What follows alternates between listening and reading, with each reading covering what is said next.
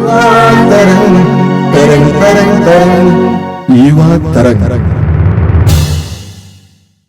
झूमो नाचो गाओ खुशियाँ मनाओ, पैदा हुआ है यीशु मसीह। सुर मिला के गाओ ताली बजाओ, पैदा हुआ है प्यारा मसीह। झूमो नाचो गाओ खुशियाँ मनाओ, पैदा हुआ है यीशु मसीह। सुर मिला के गाओ ताली बजाओ, पैदा हुआ है प्यारा मसीह।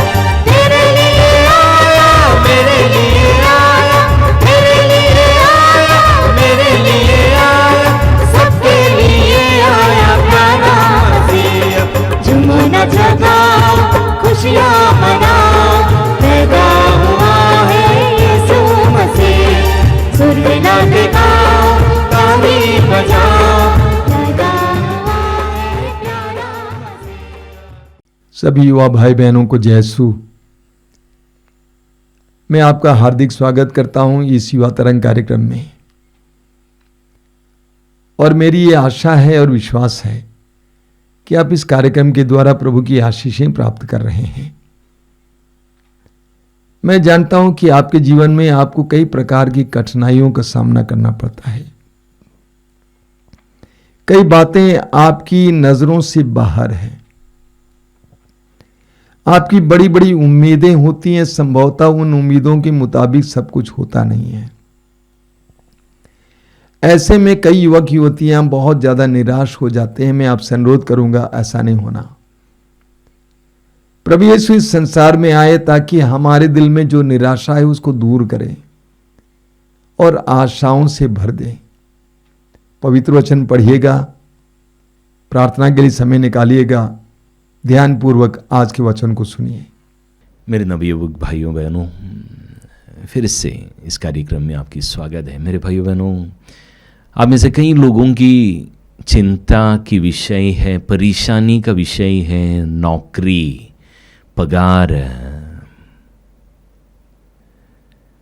आप में से कुछ लोग काम करते हैं, पगार मिलते हैं, पर आपकी ज़रूरत पूरा नहीं होता है। और अन्य लोगों को आपकी मनपसंद नौकरी नहीं मिलता है। जिसको प्राइवेट नौकरी है वो सरकारी नौकरी की तलाश में है, उसकी उम्मीद में, इंतज़ार में, एक के बाद एक ऐसा परीक्षा लिखते जाता है, आशा करते हैं, प्रार्थना करते हैं। जैसे आप चाहते हैं वैसा नहीं होता, अक्सर दुखी होता है। उम्र भर आप इंतज़ार में बैठते हैं। कई लोग शादी नहीं करते, अच्छा नौकरी मिलने दो उसके बाद करेंगे बोल के 35 से 40 साल की उम्र तक भी रुक जाता है, आधा जिंदगी कट जाता है। मेरे भाई बहनों, सबसे पहले इतना समझ लीजिए, आपकी ज़िंदगी की सफलता आपको मिलने वाला पगार में नहीं रखा है, या आपकी नौकरी में उसका जो पोजीशन है उसमें नहीं रखा है। चाहे प्राइवेट नौकरी हो या सरकारी नौकरी हो, मेरे भाई बहनों, अगर आप प्रभु के साथ जुड़े नहीं हैं, आशीश्वर नहीं होगा, शांति का कारण नहीं बनेगा। चाहे आप लाख रुपया कमाए, अगर आशीश्वर पैसा नहीं तो आपके घर आके आपकी कोई ज़रूरत पूरा भी नहीं होगा। ये सब तय करने वाला प्रभु है। तो जिंदगी की सफलता कहाँ रखा है? प्रभु की वचन हम पढ़ते हैं मत्ती की सुसमाचार के अध्याय 10 में। वचन कहते हैं, वाक्य 29 से लेकर, प्रभु कहते हैं, यीशु अपने ही शब्द में कह रहे हैं, प्रभु कह रहे, क्या 1 पैसे में 2 गौरैया नहीं बिकती? फिर भी तुम्हारे पिता की अनजाने में उनमें से एक भी धरती पर नहीं गिरती। हाँ, तुम्हारे सिर का बाल बाल गिना हुआ है, इसलिए नहीं डरो, तुम बहुतेरी गौरैया से बढ़कर हो। चिंता करते रहते हैं कि क्या होगा, कल क्या होगा। अच्छा नौकरी मिलना चाहिए, इंजीनियर ही बनना चाहिए या डॉक्टर ही बनना चाहिए, नहीं तो जिंदगी खराब हो गया, ऐसा समझ बैठता है। या सरकारी नौकरी ही मिलना चाहिए, पुलिस में या फौज में भर्ती होना है, नहीं तो जिंदगी खराब हो गया, ऐसा समझने लगता है। जब दोस्तों को या रिश्तेदारों को सरकारी नौकरी मिलते, आपको नहीं मिले तो आपको अपने आप को बर्बाद समझता है। मेरे भाई बहनों, इतना याद रखें, जीवन की सफलता इसमें नहीं रखा है। हालेलुया।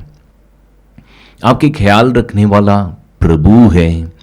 प्रभु है जो आपकी जिंदगी को सफल बनाते, आपको शांति देता है, आपको पर्याप्त मात्रा में धन संपत्ति देने वाला वो सब प्रभु है।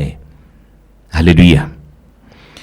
हम स्तोत्र ग्रंथ में अध्याय 127 यहाँ प्रभु का वचन ऐसा कहते हैं, वाक्य 2 में, कठोर परिश्रम की रोटी खाने वालों, तुम व्यर्थ ही सवेरे जागते हैं और देर से सोने जाते हो। वह प्रभु अपने सोए हुए भक्त का भरण पोषण करता है। वचन कहते हैं, कठोर परिश्रम की रोटी खाने वालों, तुम व्यर्थ ही सवेरे जगते हैं और देर से सोने जाते हो। प्रभु अपने सोए हुए भक्त का भरण पोषण करता है। मेरे भाइयों बहनों, आप हम सब दुनिया में जीने वाले सारे लोग ऐसा समझते हैं नौकरी करके हम कमा रहे हैं, हम पसीना छूटकर हमारे माथे की पसीने से हम जी रहे हैं। सच बात यह है, प्रभु तय करते हैं कि आपको कितना मिलना चाहिए, कब मिलना चाहिए, और आपको जो मिलता है उसका कितना फायदा आपको होना है, ये सब तय करने वाला प्रभु है। आप साल भर अपना खेती में मेहनत करके अगर गलत समय में एक बारिश गिरे, क्या फायदा होगा आपकी? सारा मेहनत पानी में फेर जाएगा। मेरे भाई बहनों, आपकी सफलता फल देने वाला काम वो प्रभु का हाथ का है। मैं कई लोगों को देखा हूं, लाख रुपया या उससे ज्यादा पगार मिलने पर भी घर पहुंचाकर वो पैसा 1 दिन 2 दिन में गायब हो जाता है, बाकी महीने के बाकी दिनों में उनके पास कुछ नहीं रहता है। करोड़पति लोगों को देखा हूं, घर में खर्चे के लिए पैसा नहीं रहता। आपको हैरान लगता होगा, ऐसे हालात में मैं लोगों को देखा हूं। मेरे भाइयों बहनों, इतना समझ लीजिए कि पैसा आपकी जिंदगी नहीं चलाता है, प्रभु चलाता है। मत्ती के सुसमाचार में ही अध्याय 6 में वाक्य 25 से लेकर प्रभु के वचन कहते हैं, मैं तुम लोगों से कहता हूं, चिंता मत करो अपने जीवन निर्वाह की कि हम क्या खाए, और ना अपने शरीर की कि हम क्या पहने। क्या जीवन भोजन से बढ़कर नहीं, और क्या शरीर कपड़े से बढ़कर नहीं? आकाश के पक्षियों को देखो, वे ना तो बोते हैं और ना लूनते हैं और ना बखारों में जमा करते, फिर भी तुम्हारा स्वर्गिक पिता उन्हें खिलाता है। क्या तुम उनसे बढ़कर नहीं हो? चिंता करने से तुम में से कौन अपनी आयु घड़ी भर भी बढ़ा सकता है? और कपड़ों की चिंता क्यों करते हो? खेत के फूलों को देखो, वे कैसे बढ़ता है, वे ना तो श्रम करते हैं और ना काटते हैं।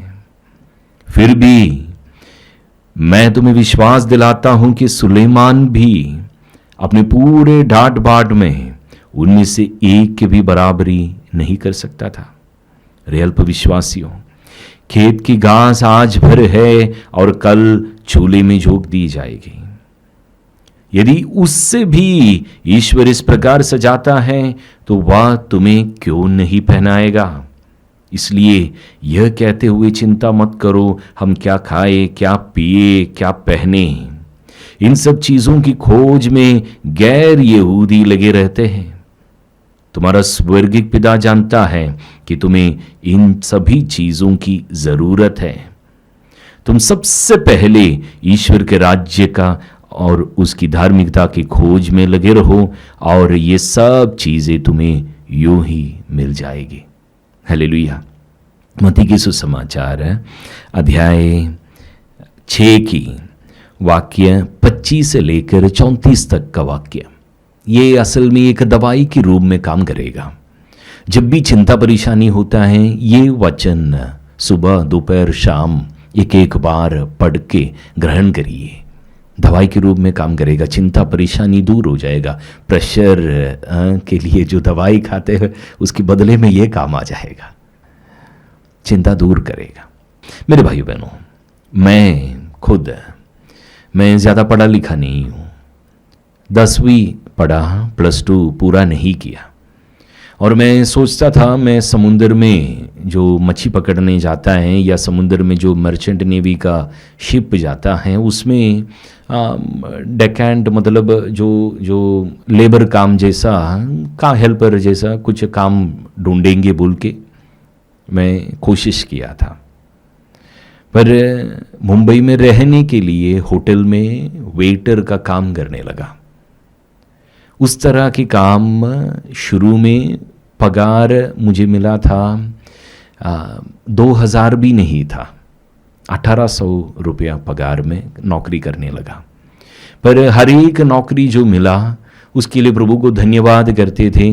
जब जब मौका मिलता है चर्च में चला जाता था और जागरण प्रार्थना में जाते थे। उस टाइम पे वहाँ पे जागरण प्रार्थना होता था, जाके प्रभु को धन्यवाद बोलता था, आत्मा के आनंद में प्रभु को धन्यवाद बोल के स्तुति करता था। बस मेरे भाई बहनों, बार बार प्रभु मेरा नौकरी बदलता रहा। साधारण वेटर था, वहाँ से लेकर के उस रेस्टोरेंट का ए ग्रेड रेस्टोरेंट था, वहाँ पे होस्ट बनाए, मतलब जो बड़े बड़े लोग जब होटल में आते हैं उनको स्वागत करने का काम। फिर आगे 3 महीने के बाद मुझे विदेश में नौकरी मिला, वही काम, वेटर का काम। मैं इतना ही किया, प्रभु को धन्यवाद बोल के प्रभु से जुड़कर जीने की कोशिश किया। बस प्रभु फिर से नौकरी बदला और उस जमाने में मोबाइल ज्यादा नहीं होता था, टेलीफोन ऑपरेटर बनाया। धन्यवाद बोल के प्रभु की स्तुति करके प्रभु से जुड़कर जीने की कोशिश करता रहा। प्रभु फिर नौकरी बदला, फ्रंट ऑफिस में लेके आया, एक 4 स्टार होटल की रिसेप्शन में कोट सूट पहनाकर खड़ा कर दिया। जबकि वहां पे होटल मैनेजमेंट का डिग्री किया हुआ लोग काम कर रहा था। धीरे धीरे कुछ ही महीनों के बाद मुझे उनका सीनियर बना दिया गया और मैं दूसरों को सिखाने लगा। मेरे भाई बहनों, प्रभु आपकी हालात बदल सकता है। आप कितना पढ़ा है, आप कितना ताकत है, आप क्षमता है आप में, ये सब प्रभु के लिए कोई विषय की बात नहीं है। मैंने आपको बताया मैं कहाँ से शुरू किया। पर कई साल के बाद 19 साल नौकरी करने के बाद 6 साल पहले मैं जो नौकरी छोड़ा, उस नौकरी विदेश में ही दूसरा जगह में था, कतर में। वहाँ की मंत्री लोगों से जुड़कर काम कर रहा था एक ट्रैवल एजेंसी में। बड़े बड़े लोगों के वीवीआईपी लोगों के अकाउंट खाता मैं संभालता था। और पगार मैंने आखिरी महीने में जो पगार मुझे मिला वो इंडिया के पैसा 3.5 लाख से ज़्यादा था। मेरे भाई बहनों, ये मेरा ताकत नहीं है, प्रभु से जुड़े रहने में प्रभु किस तरह की आशीष देते इसका सबूत है। मेरे भाई मेरी बहन, आपको शायद कम पैसा मिलता होगा पर धन्यवाद बोलो, प्रभु से जुड़े रहो। आपको जो 1000 रुपया मिलता है उसका कीमत, उसका जो मूल्य है उसको बढ़ाकर 10,000 के काम आपको जो 1000 रुपये आपके पास हैं उस पैसे से प्रभु करा के दे सकता है आपको। अगर गलत काम करके आप 10,000 कमा रहे हैं, उसको 1000 का भी काम पूरा नहीं कर पाएगा उस पैसे से। गलत रास्ते से जो भी कमाता है वो कोई फल आपको प्रदान नहीं करेगा, आपकी कोई ज़रूरत पूरा नहीं होगा। प्रभु को धन्यवाद बोले और पैसे की सही इस्तेमाल करें। प्रभु जिन लोगों को मदद करना चाहते हैं ऐसे लोगों की मदद करे, आपको जो पैसा मिलता है उसके हिस्से से। प्रभु आपके पैसे पर आशीष देगा, आपकी नौकरी पर आशीष देगा, नौकरी में शांति से आप काम कर पाएंगे और आगे तरक्की प्रभु स्वर्ग की द्वार खोल के आपको प्रदान करेगा।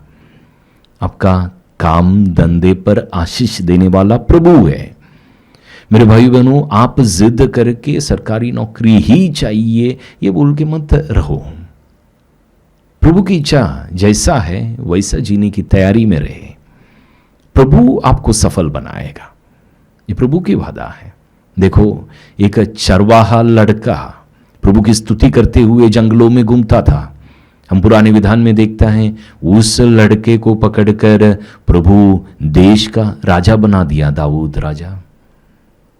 आपका भी हाल बदल जाएगा। विश्वास करो, प्रभु से जुड़े रहो। God bless you. जय यीशु।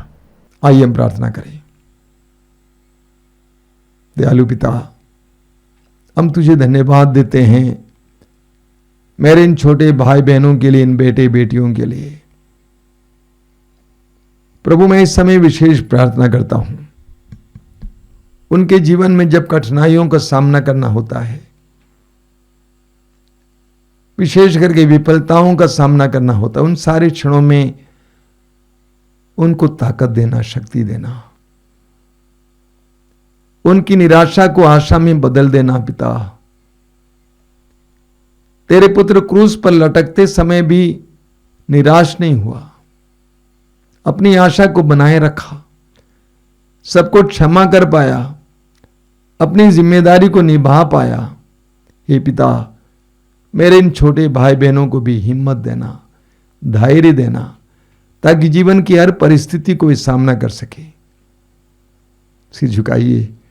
सर्वशक्तिमान परमेश्वर, पिता, पुत्र और पवित्र आत्मा आप लोगों को आशीर्वाद प्रदान करें। आमीन। जय यीशु। तूने गाया, संदेश सुनाया, आया मुक्तिदाता वो सबको बताया। दूतों ने गाया, संदेश सुनाया, आया मुक्तिदाता वो सबको बताया। ओ दूतों ने गाया, संदेश सुनाया, आया मुक्तिदाता वो सबको बताया। दूतों ने गाया, संदेश सुनाया, आया मुक्तिदाता वो सबको बताया। चरनी में लेटा व मुस्कुराता, आपसे बचाने हम सबको आया। चरनी में लेता वो मुस्कुराता, आपसे बचाने वो हम सबको आया। तेरे लिए आया, मेरे लिए आया, मेरे लिए आया, मेरे लिए आया, सबके लिए आया प्यारा मसीहा। झूमो नाचो गाओ, खुशियाँ मनाओ, पैदा हुआ है यीशु मसीह। सुर मिला के गाओ, ताली बजाओ, पैदा हुआ है प्यारा मसीहा। झूमो नाचो गाओ, खुशियाँ मनाओ, पैदा